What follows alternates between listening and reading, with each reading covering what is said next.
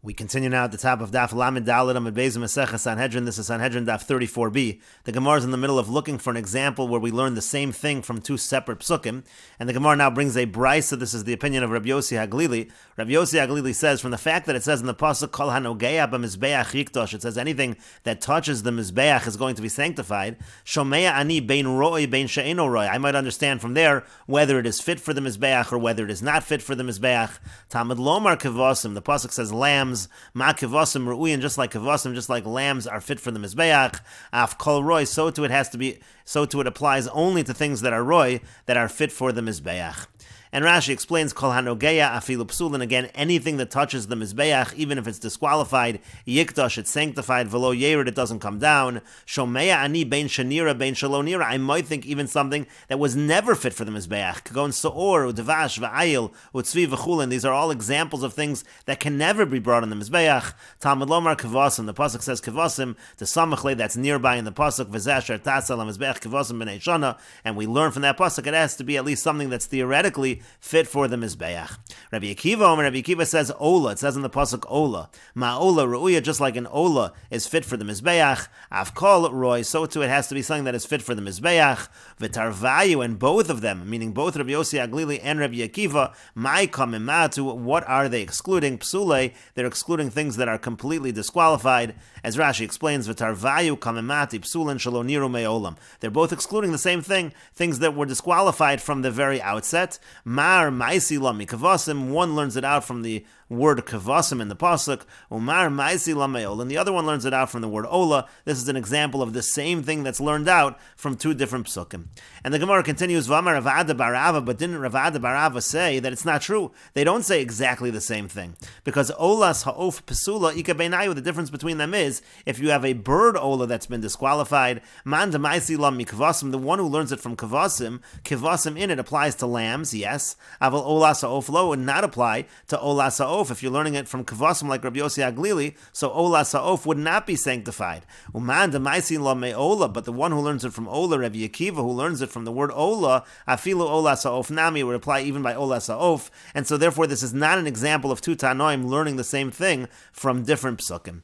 And the Gemara continues, El Amar Ravashi, rather Ravashi says, Kedetanya, it's like the following brisa, Dam yechashev lo isha hu dam shafach. This is talking about somebody who sacrifices a carbon outside of the Beis HaMikdash. The person is guilty of doing that. L'rabos has hazorik. That comes to include even someone who sprinkles the blood outside of the Beis HaMikdash. That is also a violation. Divrei Rabbi Yishmael. These are the words of Rabbi Yishmael. Rabbi Akiva says O zevach. It says in the pasuk O zevach. That's l'rabos has hazorik. That's in order to include one who sprinkles the blood. V'tarvayu ma'ikam marbu, both of them, what are they including? The same thing. They're both including zrika, they're both including the sprinkling of the blood. Mar ma'isi la midam yechashev, one learns that from the pasuk of dam yechashev. Umar ma'isi la me'ozevach, and the other one learns it from ozevach, that's two psukim, and they're both learning the same thing, but each one is learning it from a different pasuk. But the Gemara continues, V'amar Rabbi Avo, but doesn't Rabbi Avo say it's not true? They actually argue. Shachat v'zorak ika beinayu. The difference is, what if a person slaughters the animal and sprinkles the blood outside of the Beis HaMikdash? There's going to be a machlokus between them. L'divrei Rabbi Yishmael, according to Rabbi Yishmael, eino chayiv ela achas. The person is only going to be chayiv one. That's considered all like one violation. But l'divrei Rabbi Akiva, but according to Rabbi Akiva, chayiv shtayim, the person is actually going to be chayiv for two violations. So there is a difference between them.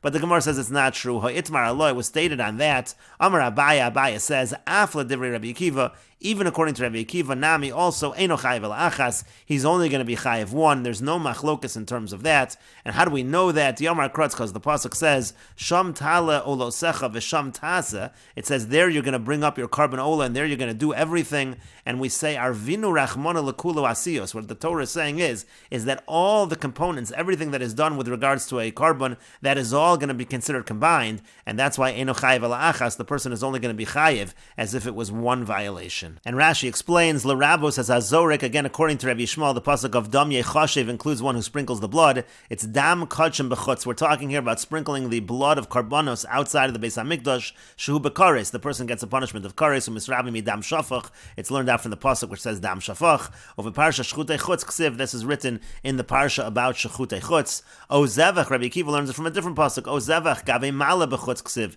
That's talking about offering a carbon outside the Beis HaMikdash. And the Gemara suggested, shach shachat v'zarek behelem echad. Let's say the person both slaughters and sprinkles the blood all in one act of forgetting, so to speak. Rabbi Yishmael eno chayv alachatas achas. This is talking when you're doing it by mistake. Rabbi Yishmael would say you only chayv one korban chatas. The ma'isi leila zorek mikares, because he learned sprinkling the blood from kares dechsiv b'shochet, the kares which is written by the one who slaughters. V'kevan dechad kares, since it's just one time mentions kares. V'chad lav atarvayu, one negative commandment for both of them. Ein chiluk chatas beineim ki avdinu behelem achas. It's not going to be distinct korban chatas as if you do them in one act of a mistake, and so therefore again you're going to just bring one korban chatas. Or Rabbi Akiva, but according to Rabbi Akiva, the yolef zorek mikares dechsiv gabe mala, he learns sprinkling the blood from the kares which is written by one who offers this korban outside the mikdash. Havalu shochet v'zorek shnei krisos. You have two times written kares, shochet and zorek separately. V'chayev shtayim. Therefore, there's going to be two korban chatases in this case. But then the Gemara said it's not true. Aflo Rabbi Akiva eno chayev alachas. Even according to Rabbi Akiva, you're only going to be chayev one korban chatas. The afagav the ika shtei krisos. Even though it does say kares twice. Hoel ve'in ben ela azhara achas. Since there's only one warning, ein chiluk chatas beineim. We don't say it's distinct korban chatases. The ilu b'malek siva azhara be'apei nafsha. When it comes to an offering, so it says a warning on its own. Hishamar lecha pentala olosech. It says don't bring your korban olos outside of the mikdash. Ve'ilu shochet v'zorek ein behem azhara. When it comes to specifically slaughtering or sprinkling, there is no warning. Ela mehekesh de iskish lamal. It's just a comparison to mala. Techsiv sham tala olosecha, like it says sham tala olosecha v'sham tasa, and it says sham tasa, as we said in the Gemara. Iskish sharasiyos lahalah. All of the different components of bringing an offering are compared to halah. That's the source for shochet and zorek. And so again, the point is both Rabbi Akiva and Rabbi Yishmael are essentially saying the same thing, but from different psukim. And the Gemara continues at the two dots. The Mishnah said, Dinei maminis donin bayom v'chula. When it comes to monetary cases, the judgment, the trial begins during the day, but it can end at night.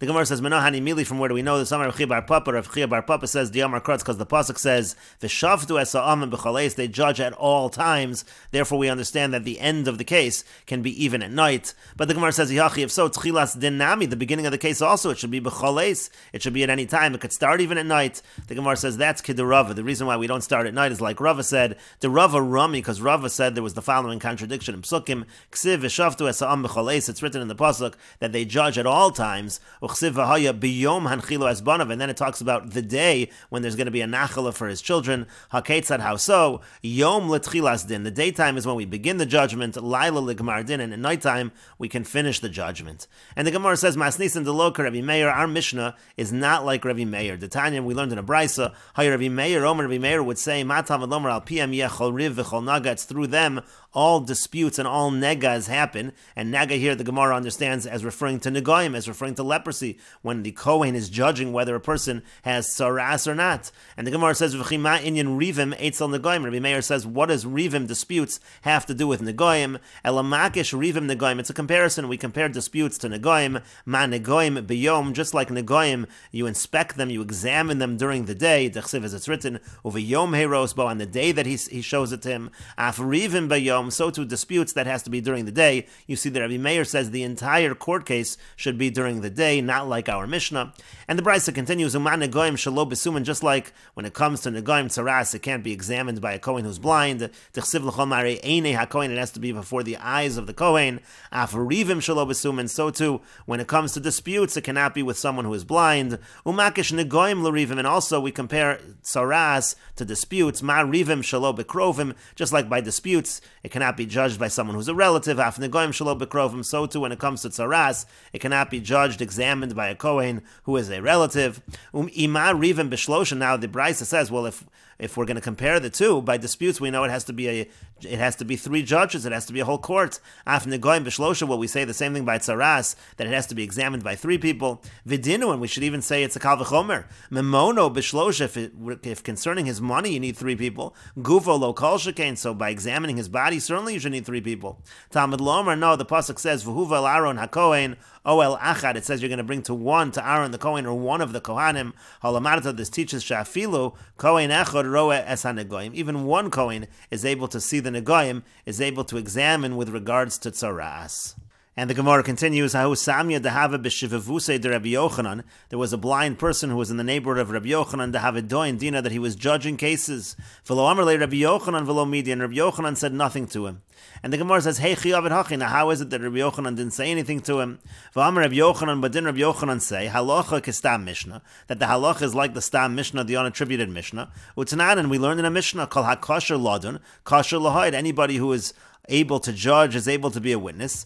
V'yesha kosher lahaid ve'in kosher ladin, and there are those who are able to be witnesses, but they're not able to judge. V'yam Rabbi Yochanan, and Rabbi Yochanan said on that, what is that including? Someone who's able to be a witness but not able to judge. Le'suye suma b'achas me'inav, that comes to include someone who's blind in one eye, that he's not able to be a judge. So how is it that Rabbi Yochanan did not say anything, and he allowed this blind person to be a judge? And the Gemara says, Rabbi Yochanan stama acharisa eshkach. Rabbi Yochanan, he found another stam mishnah, meaning our stam mishnah. It's true that mishnah seems to imply a blind person cannot be a judge, but our mishnah seems to imply he could be a judge. Because what does our mishnah say? It says, Dine mamanis, done in biyom, v'gomrin balayla, that dine mamanis, monetary cases, the judgment can start during the day and it can conclude during the night. And as we said, our mishnah does not follow Rabbi Meir. Rabbi Meir compares the case of judging, he compares that to situations of negoim, he compares that to the cases of judging for leprosy, and therefore Rabbi Meir says, since we're comparing it to examining leprosy, that we exclude a blind person, and that same Rabbi Meir says that the judgment has to take place all during the day, again because we're comparing to negoim, but Rabbi Yochanan is following our mishnah. Our mishnah says that the case can be concluded at night, and that would imply as well that a blind person could be the judge. And the Gemara says, "My ulmei dehai stama mehai stama." Now, why is it that we choose our mishnah, our stam mishnah, and not that mishnah of kol hakosher ladin kosher lahaid? And the Gemara says to that, if you want, I could say stama derabim adif. Our mishnah is a greater stam mishnah because that's following the majority opinion. The other stam mishnah is following Rabbi Meir. It's stam mishnah Rabbi Meir. That's the mishnah Nida. It's better to follow our mishnah, which is a stama derabim. And if you want, I could say mishum dekotani lagavi hilchasa dedina, because ours is in Sanhedrin. That's the halachas that have to do with judgment, and therefore we follow our stam mishnah and not that stam mishnah in Meseches Nida of kol hakosher ladin. And the Gemara continues, Rabbi Meir hai v'shaftu esam b'chaleis my darish bein Rabbi Meir. What does he do with the pasuk of v'shaftu esam b'chaleis, which taught that the din can be concluded at night? Amar Rava says leisuye yom hamu'unan, that comes to include a cloudy day. Tetnan, as we learned in the Mishnah, in rowan es hanegoyim shacharis ubein harbayim v'lo v'sochabayis v'lo b'yom hamu'unan. You're not allowed to examine the tzaras. You're not allowed to examine the negoyim at shacharis in the morning or in the afternoon or inside the house or on a cloudy day. And the reason is minei shekeya nearest aza, because if it's a dull nega, it can look like it's brighter at those times. V'lo bet saharayim, and you also cannot look bat saharayim, which is midday mimnei she'aza nearest keya, because when it's bright, it might appear that it is more dull. And the Gemara continues, Rabbi Meir, and according to Rabbi Meir, Hai biyom hanchilo esbonov my avidle. What does he do with the pasuk of biyom hanchilo esbonov? Because again, it was our Mishnah, not Rabbi Meir, that uses the combination of the pasuk of shaftu esam b'chaleis and biyom hanchilo esbonov to say that the case starts during the day and ends at night. So Rabbi Meir says it always has to be during the day. So what does he do with biyom hanchilo esbonov? And the Gemara says, Ahumi boile l'chidetani Rava bar Chanina kamid Rav Nachman. He needs it for what Rava bar Chanina taught in front of Rav Nachman. B'yom hanchilo esbonov, it says on the day that he'll bequeath to his children. B'yom atom mapil nachalos, it's during the day that the inheritance happens. V'yatom mapil nachalos balayla, that doesn't happen at night. And the Gemara says, Amar lei said to him, according to that, man deshacha b'yamama yersun leibonei, a person who dies during the day so his sons inherit him. Uman deshacha b'leil lo yersun leibonei, but if someone dies at night, there's no inheritance for the children.